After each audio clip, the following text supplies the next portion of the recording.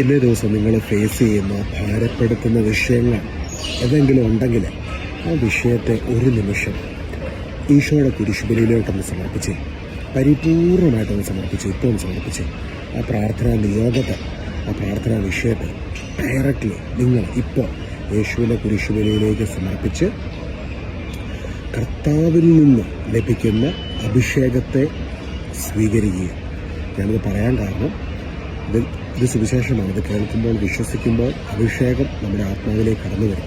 നമ്മൾ ചെയ്യേണ്ട ഒരേ ഒരു കാര്യം നമ്മുടെ പ്രാർത്ഥനാ വിഷയത്തെ യേശുവിൻ്റെ കുരിശുബലിയിലേക്ക് സമർപ്പിക്കണം. പഴയ നിയമത്തിൽ പുരോഹിതന്മാർ ബലിയർപ്പിക്കാൻ വേണ്ടി പോകുമ്പോൾ വ്യക്തികൾ അവരുടെ പാപങ്ങൾ ബലിയർപ്പിക്കുന്ന യാഗമൃഗം, അത് കുഞ്ഞാടാണെങ്കിൽ ആടുകളിൽ ഏറ്റവും നല്ല ആടിനെ ബലിയർപ്പിക്കുമ്പോൾ ആ കുഞ്ഞാടിലേക്ക് അവരുടെ പാപങ്ങളെ അവർ റിലീസ് ചെയ്യുക. എന്നിട്ട് ആ കുഞ്ഞാടിൻ്റെ ഇന്നസെൻസ് അവർക്ക് ലഭിക്കും. ഇതായിരുന്നു പഴയ നിയമത്തിലെ ജൂതന്മാരുടെ ഒരു വിശ്വാസ രീതി.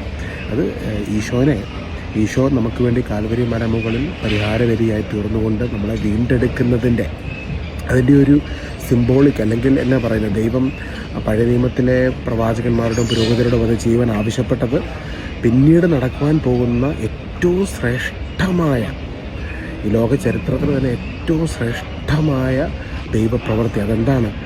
അതിലേക്ക് വിരളിച്ചുകൊണ്ടുമാണ് യേശുവിൻ്റെ കുരിശിലെ പൂർത്തീകരണ പ്രവൃത്തി. അവിടുന്ന് ക്രൂശിൽ നമ്മൾക്ക് വേണ്ടി സകലതും പൂർത്തീകരിച്ചു. ഇന്ന് വിശ്വസിക്കുന്ന ഒരു വ്യക്തിക്ക് നീതീകരണം, പാപമോചനം, രക്ഷ ഇതെല്ലാം സൗജന്യമായി യേശുവിൻ്റെ കുരിശിലെ പരിഹാര ബലിയിലൂടെ ലഭിക്കുകയാണ്. മാത്രമല്ല കർത്താവ് പകരുന്ന സമാധാനവും സന്തോഷവും സ്വസ്ഥതയും ആശ്വാസവും എല്ലാം നമുക്ക് ഈ കുരിശുബലിയിലൂടെ നമ്മുടെ ജീവിതത്തിലേക്ക് കടന്നു വരികയാണ്. അപ്പോൾ ചിലപ്പോൾ ഇന്ന് പള്ളിയിലൊന്നും പോകാൻ പറ്റാത്തൊരവസ്ഥയായിരിക്കും, പ്രാർത്ഥിക്കാൻ പറ്റാത്തൊരവസ്ഥയായിരിക്കും. പക്ഷേ ഇപ്പോൾ എൻ്റെ ശബ്ദം കേൾക്കുന്ന ഈ നിമിഷം നിങ്ങളുടെ ആ പ്രാർത്ഥന നിയോഗത്തെ യേശുവിൻ്റെ കുരിശുബലിയിലേക്ക് സമർപ്പിക്കുക. കർത്താവിൻ്റെ കുരിശുബലിയിലൂടെ ഒഴുകിയിറങ്ങുന്ന കൃപയെ ഈ നിമിഷം സ്വീകരിക്കുക. ഈശോ പറയുന്നു, ഭയപ്പെടേണ്ട, ഞാൻ നിന്നോട് കൂടെയുണ്ട്. കർത്താവ് നിനക്ക് സമീപസ്ഥനായിട്ടുണ്ട്. ഈശോയെ ഓരോ മക്കളെ സമർപ്പിച്ച് പ്രാർത്ഥിക്കുന്നു. അവരുടെ ഭാരമേറിയ വിഷയത്തെ നീ ഏറ്റെടുത്ത് നിനക്ക് മാത്രം നൽകുവാൻ കഴിയുന്ന വലിയ സമാധാനവും സ്വസ്ഥതയും നൽകി, ആശ്വാസം നൽകി, കൃപ നൽകി ഓരോ മക്കളെ നീ പൊതിഞ്ഞു പിടിക്കുന്നതിന് ഓർത്ത് നന്ദി പറയുന്നു, അനുഗ്രഹിച്ചു പ്രാർത്ഥിക്കുന്നു യേശുവിൻ നാമത്തിൽ തന്നെ. ആമേൻ. God bless U.